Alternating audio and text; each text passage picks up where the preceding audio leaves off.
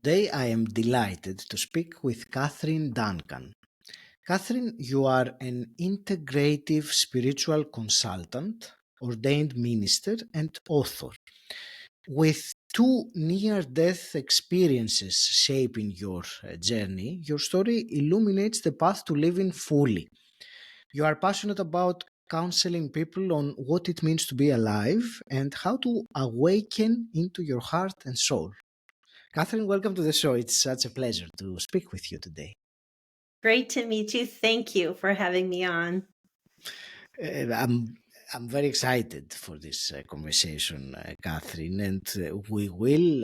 What I would like to really explore with you today is how to feel vibrantly alive right now, which I understand is your main message anyway. But before we go there, I really would like to find out more about the two near death experiences that you had that I can only imagine that they influenced your journey profoundly. They did. The first really life-changing experience happened when I was 11 years old. I was very, very sick, very ill, and my parents took me to the hospital. And not long after, they discovered that I had a very rare childhood cancer. They didn't tell me this because I was so little. They told my parents that I had a 20% chance to live. I started going through really intensive chemotherapy, radiation, multiple surgeries. And so this is back in the 70s. It was a lot. It was grim. They didn't have any anti-nausea drugs. So I'd be up all night. I'd be very sick.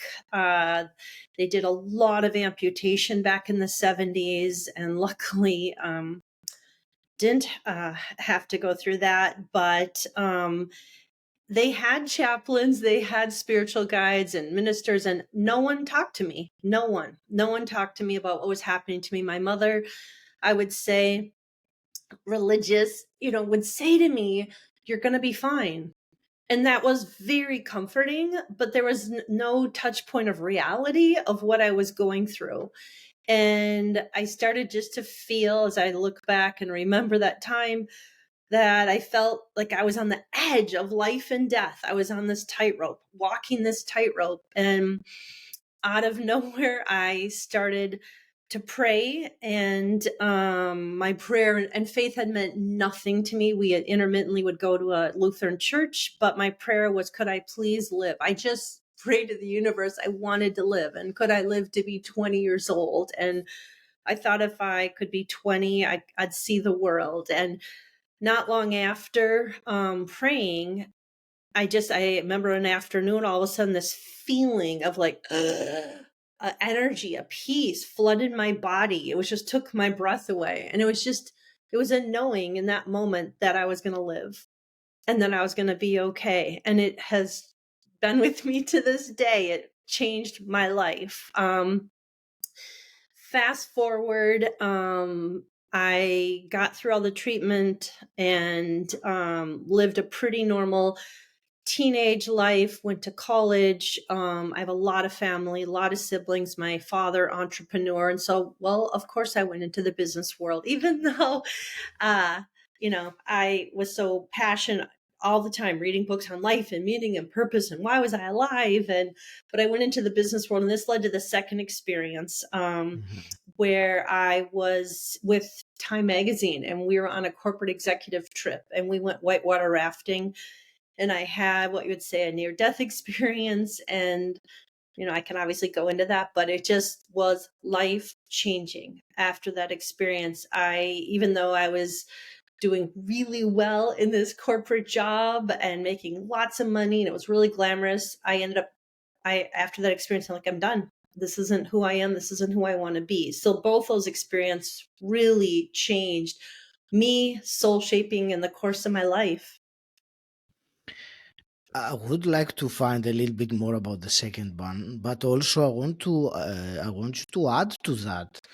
Before you had that incident with the rafting, um, Did you have any clues that you were unsatisfied with your life, or until that time you thought everything was well, and you could feel that it was well? Yeah, great question. Um, it's interesting. After I lived through that experience as a young child, as a teenager, I just started reading books on life and meaning and purpose. I was, Hmm. as a teenager on Friday nights home reading Existentialism and Human Emotions by Jean-Paul Sartre and Who is Man by Abraham Heschel. I was reading all these books because I wasn't ready to look inward, but I was like trying to understand life and what I had just lived through. I grew up very fast, and um but then, as I said, I started in the corporate world. I started in advertising, and on these timing trips I would bring stacks of books on life and spirituality. My colleagues would make fun of me. They'd be like, "What are you reading?" So I'd say about 5 years into my job with Time Warner, with Time Magazine, my heart was starting to feel restless. I was starting to feel a nudging, like, is this it? So I was feeling unrest. Interestingly, and I write about this in my first book, Everyday Awakening, that launched last summer. I write about how, I was feeling this nudging. I thought I'd be a manager and live in New York with Time Magazine. They gave me the job to be a manager for the Midwest region. I couldn't say the words yes. I mean, they just couldn't come out of my mouth. And I ended up saying no. And remember, honestly, that whole weekend crying, like, who am I now? And I mean, once you say no to a corporate management job. So anyway, yes, I was feeling nudging, Okay. and the experience really just was a tipping point for me. That's great. Thank you for sharing that. It's for, I believe, for most people, and tell me if you agree based on your experience. I think for most people, the concept of how a near death experience can change you. You know, you mentioned earlier the phrase like on a tightrope, or you said the edge of life and death. So, of course, we will move on with the conversation, but I would like some more of your thoughts on this particular element, and maybe something that is of very big importance for someone listening now to understand about this. And the focus of my life became, after that near death experience, was listening inward, like, where am I being called? And that's where the Mm. call came through of, I quit my job at Time Inc. They were shocked. I then started studying theology. Everyone in my life, including family, father, were just like, what? What are you doing? But it's starting to listen, like, where am I being called? And, it led to a really deeply understanding what's important in life and who am I and how do I listen inward. And I write about this in my book, Everyday Awakening. In my therapy practice, I find two sets of people that I work with who come to that edge of life. Some people, it's an external calling, like all of a sudden there's a death in your family, there's a trauma, there's a crisis, upheaval health wise. Something happens that shakes and opens someone. Or internal, where there's a nudging, like something's missing. And I work with many people, many executives, attorneys, doctors, for example, who, and people, gosh, from 50 to 80 plus, who say, I've done a lot, I've had a great life, but something's missing. There's something not there. And so to help people find what is that sense of presence and aliveness now, I think so many people are searching for that. And it's here if you're willing to look inward. I get that. Thank you. I get this message that you already said the looking inward, and I also put it in my mind versus understanding with Hmm. with our intellect, and looking inward, and the word knowing that you used earlier. I think that is a very big difference in these two. Let's talk about some, let's say, more practical things then now, Catherine, if we may. So, in your book, I will start with this, and then we can pick a direction appropriately. But let's start with a general overview. You discuss 5 practices for opening the heart and soul. So, can you give a brief overview of these 5 practices, and then we can move to some direction, which we will see. Yeah, and I'll share this, my book, Everyday Awakening. It came to me, I'm very intuitive. It came to me 10 plus years ago. I saw a vision of writing a book and told my family and then my teenage kids, I'm going to write a book. And they all thought, great. But it was just writing a book as a calling, and it really poured through me in early 2020. So the 5 practices that I share are practices that I've lived organically much of my life. And the 5 practices are coming back to the present moment, connecting with something greater, grow your trust, embody love, and hold openness. And so that's what my book is: 5 practices for living fully, feeling deeply, and coming into your heart and soul. So I talk about those 5 practices, but in my book, I have 42 exercises. Like, how do you do it? I just want to so we're not just living head up thinking, but how do you feel it? How do you feel into the moment right now? How do you feel into your heart? How do you feel into flow? I mean, we can all do it, and there's many different ways to come at that. And so I offer a variety of ways, and I do this also in my private practice. I certainly will agree with you wholeheartedly that the practical element, the exercises, the actions, is what is really going to change someone's life. And I mean, you can get the information from reading the book, and you can even say, I understand it. However, if you don't, and that's my own personal experience as well. And I was telling you earlier before we started that my book also has this actionable element, because that's how personal development is, that is how our development generally happens, Mhm. when we act on the knowledge we read. So thank you for sharing that, because it is very important. uh, there is the key principle out of these 5. I would certainly like to discuss the living in the present, Mhm. because I think if one can master that, everything else is relatively easy, I think, in comparison. So tell me a bit about the importance of living in the present, and what stops maybe most people to do that. And then Mhm. we can discuss about some maybe practical things. I start my book, the first practice first is come back to the present moment.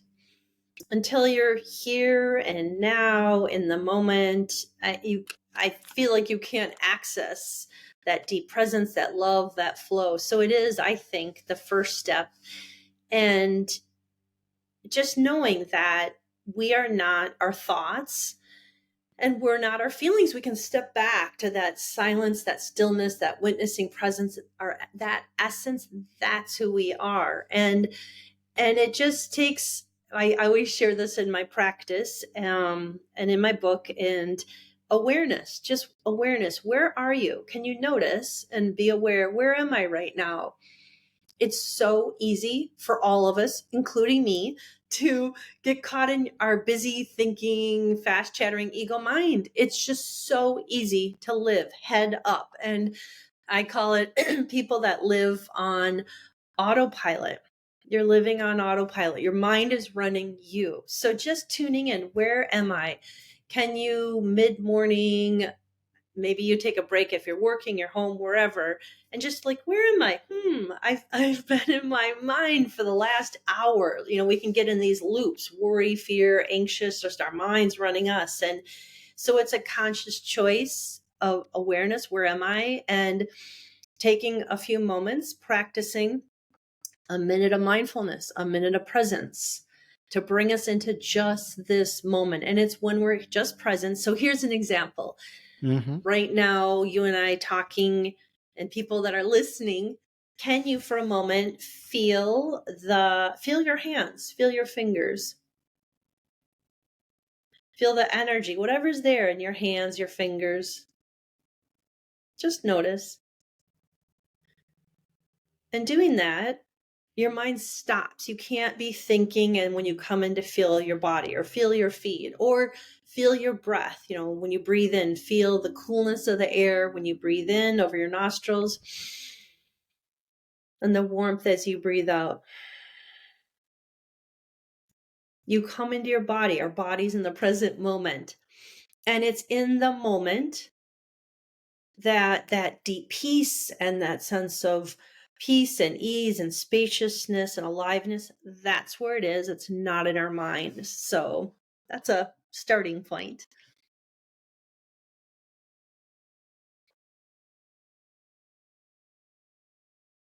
And I offer a range of exercises as well of how to do it. How to, is it your breath? Is it through your body? Many different ways of how to feel into just this moment. And also tuning in, awareness, noticing. We all have done this, I'm guessing. When all of a sudden, something happens and you have, a negative thought, an anxious thought, a worry thought, it can just take over. And we can, the term neuroplasticity, we can rewire our brain. It's plastic. We can rewire it till the moment we die. So even how to work with a negative rumination, a limbic loop, that feeling that's eliciting all these feelings, emotions, we can change that. And I talk about how to do it in my book.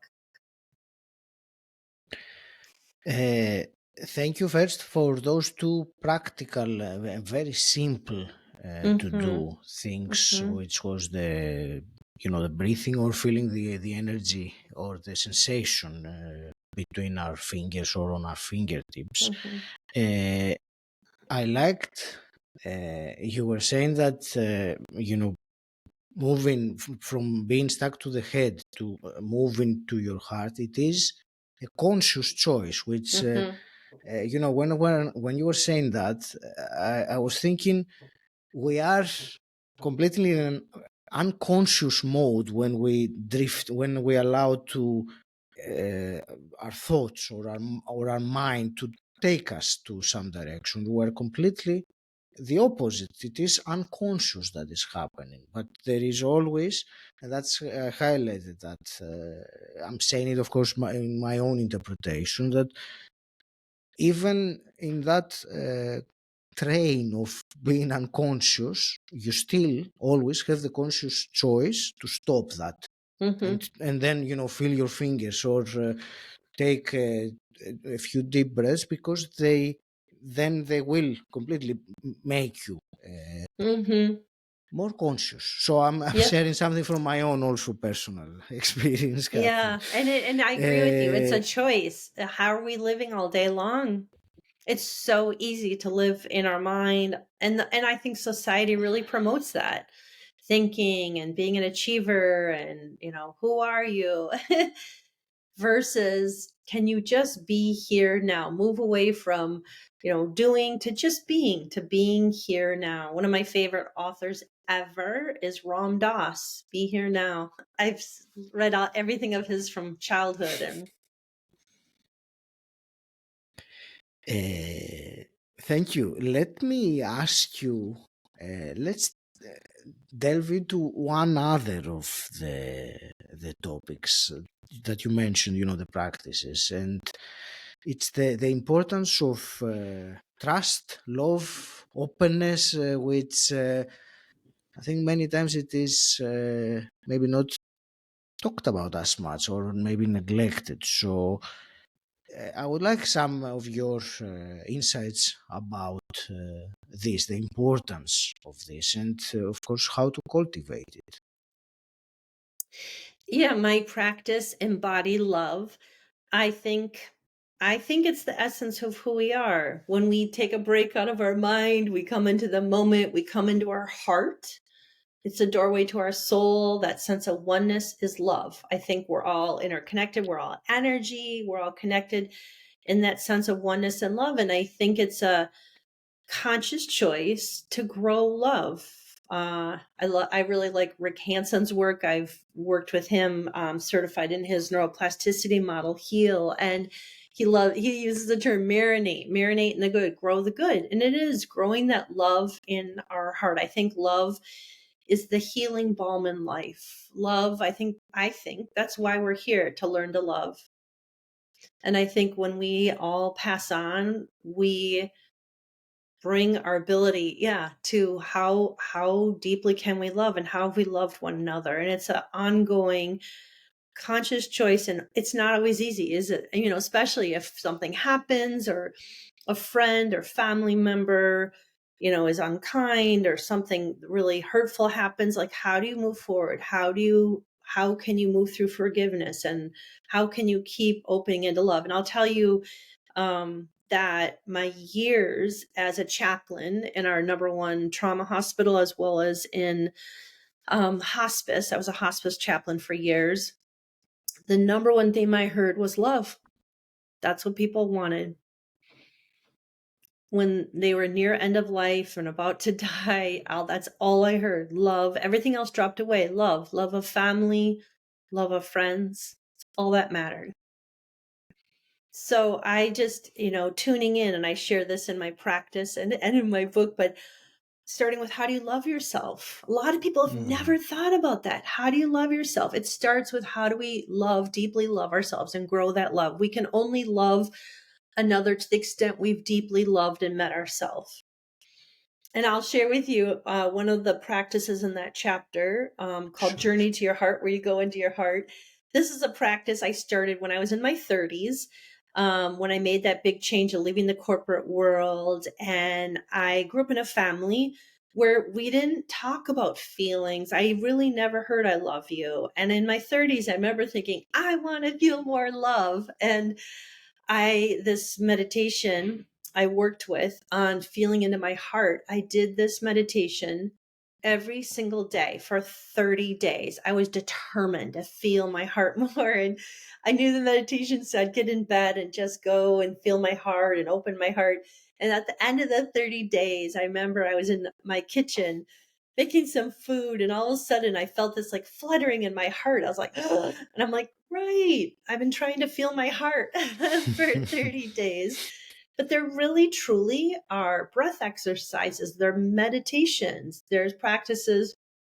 I love Louise Hay and her called mirror work, looking in the mirror and saying, I love you, I really love you, and insert your name. It's really, truly works. I mean, if you want to truly feel into your heart and grow that love, there's many ways to do it, but I think big message, it starts first with, how do we love ourselves, and what are you choosing every day?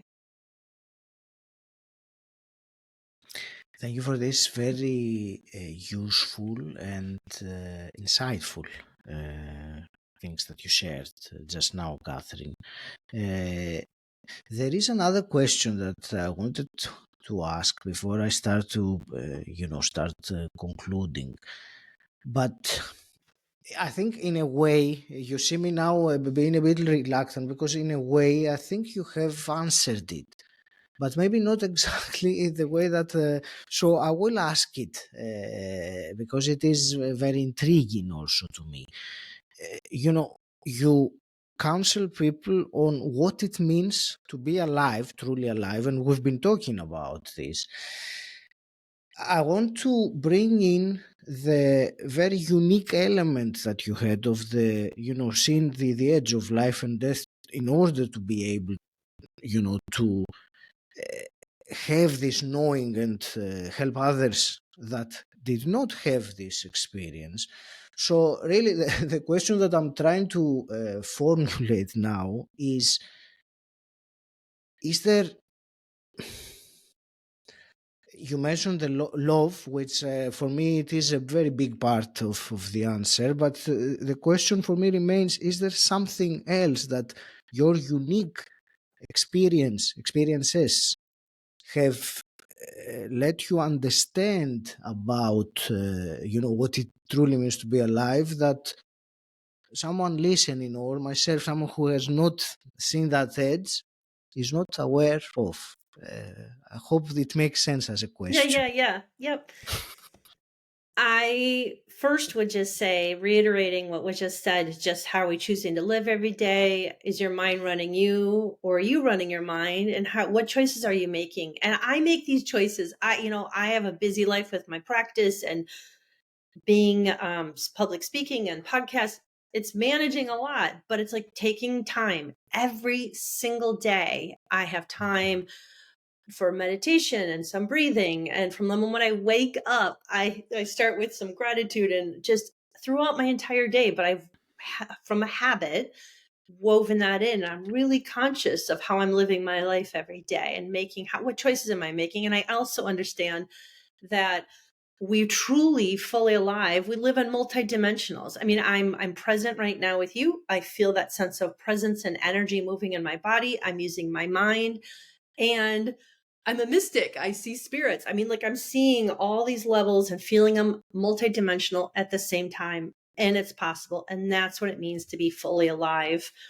And one other comment, I guess, what would be unique with my experience from my childhood, but then also companioning hundreds and hundreds and hundreds of people at end of life as a chaplain and as a hospice chaplain, I would share with you that death is not an end. I think we're a spirit in a body for a short time, and then our spirit goes on. I don't go farther, like, where do we go? What happens? But I'm really clear that I see energy. I see have spirits. I've seen so many people who've come back after they've died to see me and for a few moments. So I know in the depth of my heart that death is not an end, and that our spirit does go on. And that there's so many layers between us, you and I right now. I do believe in spirits and angels, and I've seen angels, and there's a lot. But so the question is, are you open, and can you be open to what it is for you? And I think every one of us gets guidance. We get guidance. Is it a sense? We have gifts, every one of us, sensing, feeling, hearing. But these gifts and tuning in come when we're not in our mind, but we come into our body and feel and open into that. And I invite listeners right now, how open are you? Can you be open? What does that path look like for you? Thank you. Thank you. This was a wonderful answer. Thank you, Catherine. I do have a couple of last quick fire questions, which I always ask my guests. Before I do, please share with the listener where they can find more about you, or where they can get your book. Mm-hmm. So my book is called Everyday Awakening, and you can go to my website, everydayawakening.com. I am on Amazon, Barnes & Noble, Target. I'm all over. So you just Google Everyday Awakening, Catherine Duncan, lots of choices where my book's available. Thank you. And I'm on Instagram, Catherine Duncan, MABCC. My Facebook is Learning to Live, which is my company name. And I'm even now on TikTok. Yeah. That's the last frontier for me. I resist. Yeah, I have Thank you. a media person helping me, not me. It's a lot. Thank you, Catherine. And let me ask you then my two quick fire questions. And the first one is, what does personal development mean to you? I think choosing yourself. Are you choosing yourself? How are you choosing to live? And I do think it takes courage and it takes strength. It does. Life can be hard and messy, but can you keep choosing yourself? Can you keep choosing to open and grow and learn through all of life. I think that's deep inner work, inner reflection. It's a choice. And what are you choosing again? And hypothetically speaking, if you could go back in time and meet your, say, your 18-year-old self, what's one piece of advice you would give her? That just trust all is well. I love that famous phrase from Julian Norwich Mystic, all is well, all will be well. And that trust how the path is going to unfold. You're exactly where you're meant to be, and it will all unfold. Catherine, I want to thank you very much for this conversation. I believe it was very illuminating in many ways, so I appreciate the insights and the value you shared with us. I want to wish you all the very best with your journey and your mission. Any last parting words? Thank you so much for having me on your show. Delight to meet you. I can see your spirit and your sparkle. So blessings to you, blessings to all the listeners. Thank you so much. Blessings.